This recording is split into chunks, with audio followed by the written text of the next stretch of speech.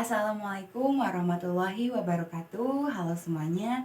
Pertama-tama marilah kita panjatkan terlebih dahulu atas puji dan juga rasa syukur dengan kehadirat dari Allah Subhanahu wa taala yang mana telah memberikan kita semua kesempatan dan juga nikmat hidayahnya sehingga kita semua dapat berkumpul dengan keadaan yang sehat pada hari ini walaupun dalam keadaan online di platform YouTube ini. Sebelumnya, saya mengucapkan banyak terima kasih kepada dosen pembimbing kita pada mata kuliah Public Speaking ini yang telah memberikan saya kesempatan untuk memaparkan materi pada presentasi kali ini dan bertujuan untuk memenuhi salah satu tugas yang telah diberikan. Lalu izinkan saya untuk memperkenalkan diri. Perkenalkan, saya Sipa Salsabila Maharasya, mahasiswi program studi ilmu komunikasi dari Universitas Adira Jasa Reswara Sanjaya. Dalam kesempatan kali ini, saya akan membahas mengenai pentingnya menjaga kesehatan gigi dan mulut. Gigi adalah bagian dalam tubuh manusia yang cukup rumit. Fungsi gigi tidak hanya untuk mengunyah dan mencerna makanan, tapi juga berperan penting dalam berbicara.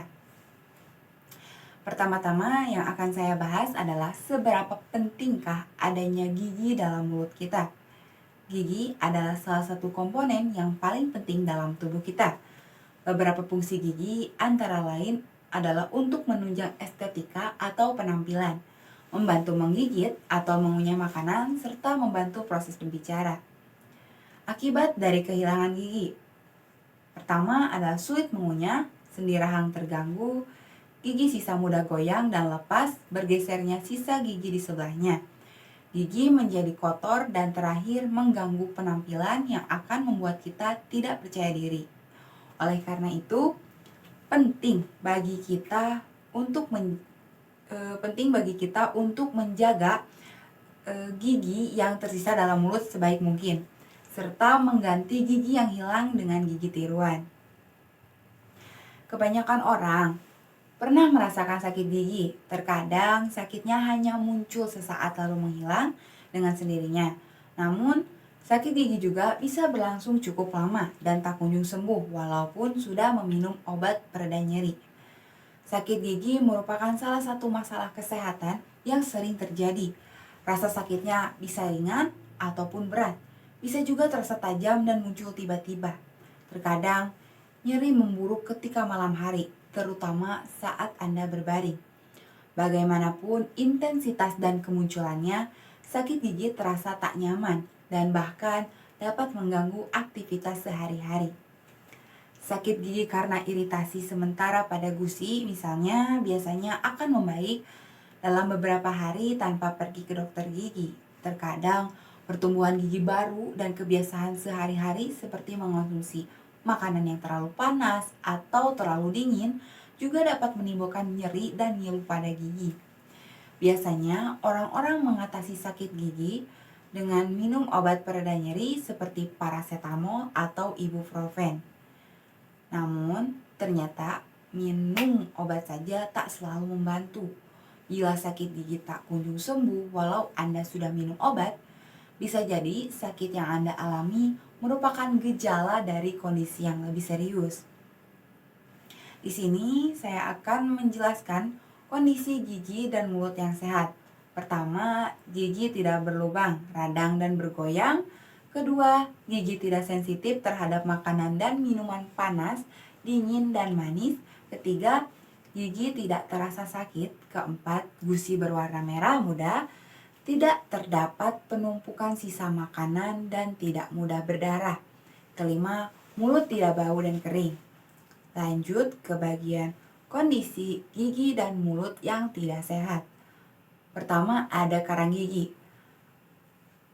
Akan terlihat adanya karang gigi yang disebabkan oleh penumpukan sisa makanan yang tidak dibersihkan dengan baik. Kedua, gigi berlubang. Ketiga, gigi sensitif. Nah, gigi ini akan terasa ngilu ketika kita memakan makanan atau minuman yang dingin, panas, atau yang asam dan manis. Keempat, gusi berdarah. Biasanya terlihat berdarah ketika menyikat gigi. Kelima, bau mulut. Mulut akan bau dan terasa kering. Lanjut ke kenapa gigi kita berlubang. Gigi berlubang adalah kondisi gigi yang rusak akibat terkikisnya lapisan terluar gigi atau enamel. Karena di dalam mulut dan gigi kita terdapat banyak bakteri. Waktu kita makan makanan yang manis, coklat, permen, dan minuman bersoda. Sisa makanan dari makanan bergula, jika kita tidak menyikat gigi dengan benar, akan menjadi sumber energi untuk bakteri, sehingga bakteri akan memproduksi asam. Asam itu sendiri bisa merusak gigi kita dan akhirnya membuat gigi kita berlubang. Jika kita tidak menyikat gigi dengan benar dan tidak pergi ke dokter gigi, maka lubang gigi kita akan semakin besar dan terasa sakit sekali. Gejala gigi berlubang pada tiap orang bisa berbeda, tergantung pada lokasi dan ukuran lubang di gigi. Ketika lubang baru terbentuk dan masih berukuran kecil, gejala mungkin tidak terasa. Namun ketika lubang sudah semakin membesar, tanda dan gejala yang dapat muncul antara lain adalah pertama, gigi menjadi sensitif. Kedua, sakit gigi ketika menggigit. Ketiga, nyeri di gigi yang terjadi secara spontan tanpa sebab yang jelas. Keempat, ngilu atau nyeri saat mengonsumsi makanan atau minuman yang manis, dingin, atau panas.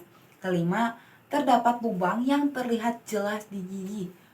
Dan keenam, noda putih, coklat, atau hitam pada permukaan gigi. Selanjutnya kita akan membahas 5 makanan dan minuman sehat yang dapat mencegah gigi berlubang. Pertama, ada buah-buahan. Contohnya seperti apel, semangka, nanas, pisang, dan masih banyak yang lainnya.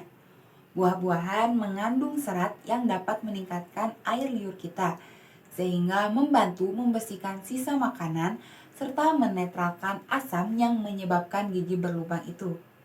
Selain itu, terdapat juga kandungan antioksidan yang berfungsi untuk mencegah terjadinya infeksi pada rongga mulut, dan juga terdapat vitamin B dan C yang bermanfaat untuk menjaga kesehatan gusi dan mencegah sariawan. Lalu makanan yang kedua adalah sayuran seperti bayam, brokoli, dan sayuran lainnya yang mengandung serat, vitamin, serta kalsium dan mineral yang dapat berfungsi membentuk lapisan di luar gigi. Makanan yang ketiga adalah lauk pauk, misalnya daging, ikan, ayam, dan juga telur. Lauk pauk mengandung vitamin dan kalsium, fosfor, mineral yang dapat meningkatkan kesehatan tulang dan gigi. Selain lauk pauk, juga ada susu. Susu mengandung kalsium, vitamin, fosfor, dan mineral yang bermanfaat dalam kesehatan tulang dan gigi. Dan yang terakhir adalah air putih. Nah, air putih ini mengandung mineral dan fluor yang dapat menguatkan lapisan luar gigi kita. Selanjutnya adalah makanan kariogenik penyebab gigi berlubang. Pertama, ada makanan yang lengket dan kenyal. Makanan lengket akan menempel pada gigi dan sulit larut dalam saliva, sehingga memperbanyak bahan untuk bakteri berfermentasi. Contohnya seperti gulali dan permen karet. Kedua, ada yang mengandung gula tinggi.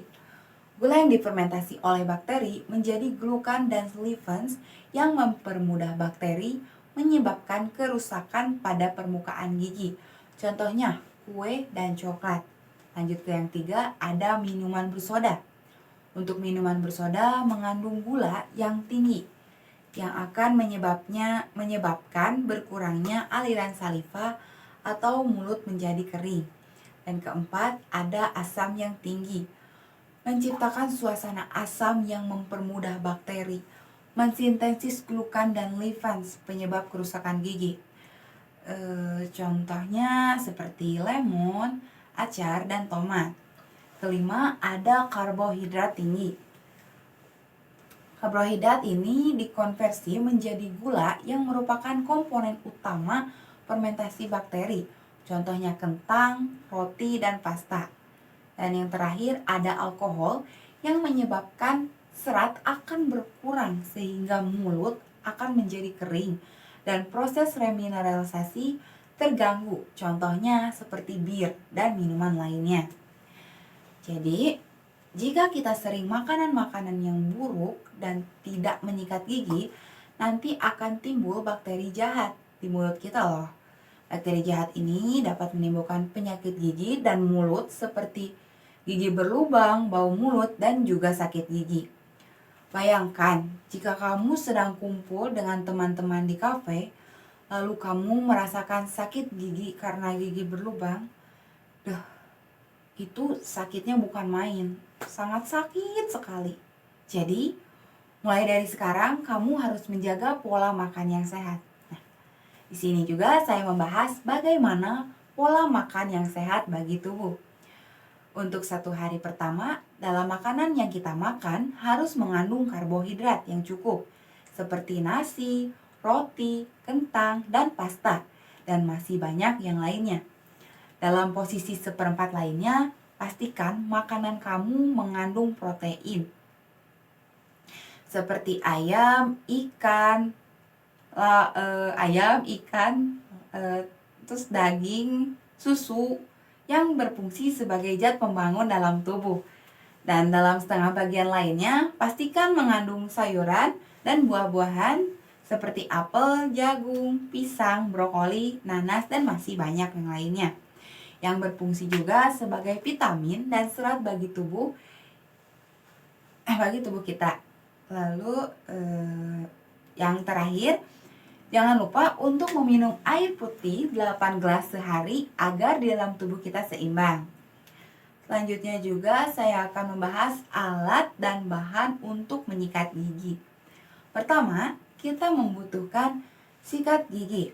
Sikat gigi yang digunakan harus memiliki bulu yang halus agar tidak melukai gusi kalian. Selanjutnya yang dibutuhkan adalah pasta gigi yang mengandung sedikit deterjen agar bisa mencegah gigi berlubang dan tidak terlalu banyak busa. Lalu selanjutnya dokter gigi juga menyarankan untuk membersihkan gigi dengan benang gigi atau dental floss. Ini berfungsi untuk membersihkan sisa-sisa makanan yang tersangkut di sela-sela gigi. Kita juga dapat menyiapkan obat kumur untuk membantu melindungi gigi kita dari terjadinya lubang-lubang pada gigi. Dan yang terakhir, kita dapat menggunakan sikat lidah untuk membersihkan permukaan lidah dan mencegah terjadinya bau mulut. Maka dari itu, jangan lupa ayo kita rajin sikat gigi 2 kali sehari dengan menggunakan alat yang tepat untuk menjaga kesehatan gigi dan mulut kita. Selanjutnya ada cara menyikat gigi yang baik dan benar. Langkah pertama adalah gosok permukaan depan gigi dengan gerakan dari gusi ke gigi. Langkah kedua, gigi bagian belakang dengan teknik memutar.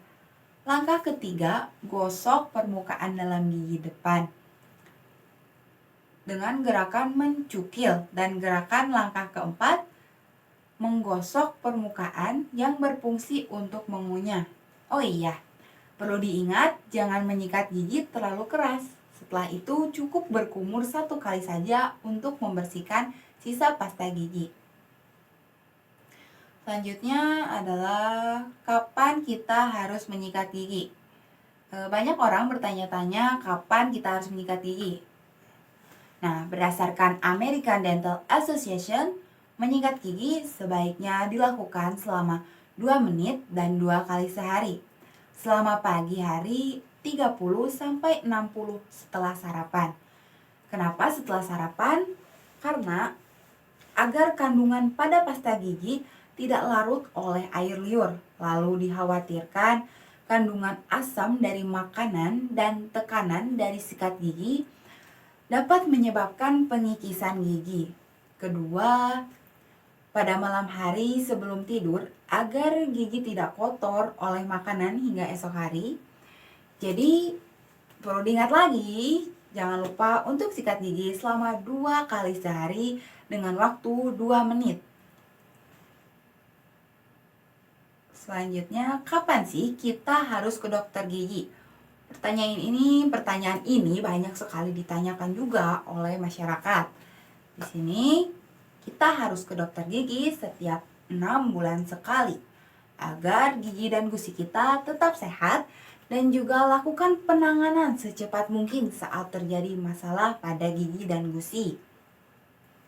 Jangan lupa untuk selalu merawat gigimu dengan cara menyikat gigi secara rutin agar gigi tidak rusak dan berlubang.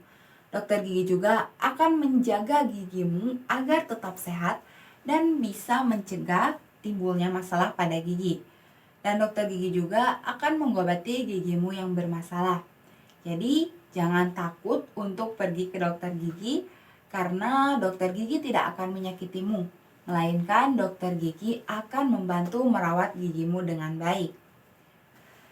Baik, sepertinya semua hal sudah saya sampaikan. Saya akan menutup presentasi ini.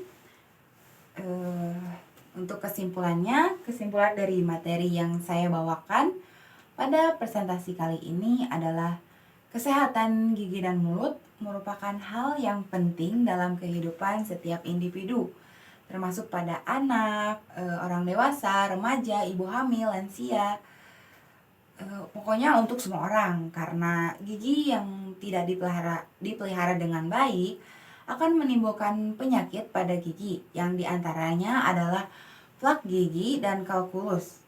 Terdapat miliaran bakteri yang hidup di dalam mulut dan gigi.